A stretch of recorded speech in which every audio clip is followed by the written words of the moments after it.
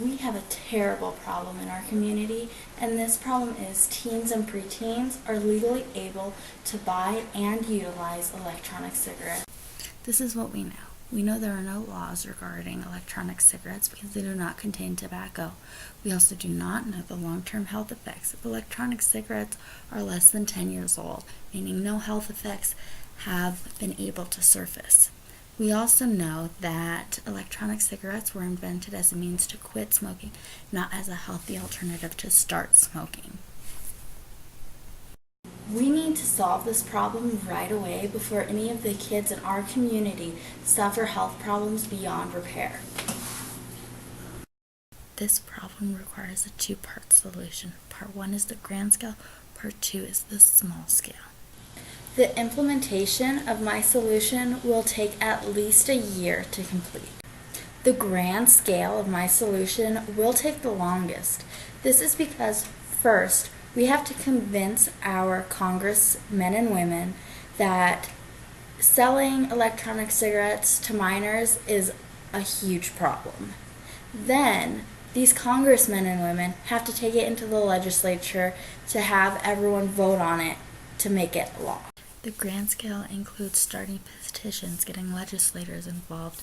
The laws need to change in order for this behavior to change. The small scale of my solution will take the least amount of time. It'll take the least amount of time because we are dealing directly with the source. Most middle schoolers have confessed that they have or are willing to try electronic cigarettes but would never try a traditional cigarette. This tells me that if we were to inform these middle schoolers about the consequences of electronic cigarettes, then it would cut down on the usage dramatically. The small scale includes parents, other adults, and smoke shop owners. It is our job to protect these adolescents from harming themselves. There are 2 steps involved in the grand scale solution of this problem. The first part in the grand scale solution is to start a petition. We can do this by going to change.org. After enough people have signed the petition, it gets in front of legislatures which have the opportunity to turn it into law.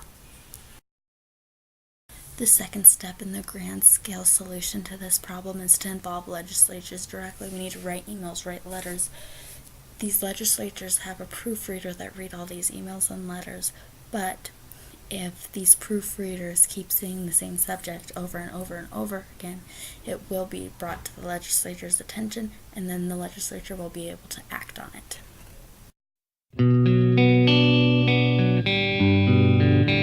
Similar to the grand scale solution, the small scale solution also has 2 steps.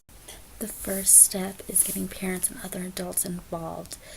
These parents and other adults need to educate, inform, and just tell the children the truth. We need to educate about the seriousness and the health concerns about electronic cigarettes. We need to inform our children that they are not safe in any way and they should be used with caution. And don't lie to them. Just be straight with them and just tell them the truth. The second step is the business owners. The business owners have the right to refuse service, and they need to do so. They need to make it hard or impossible for these teens and preteens to purchase electronic cigarettes because it is not good for them, it is not healthy for them, and it should be illegal.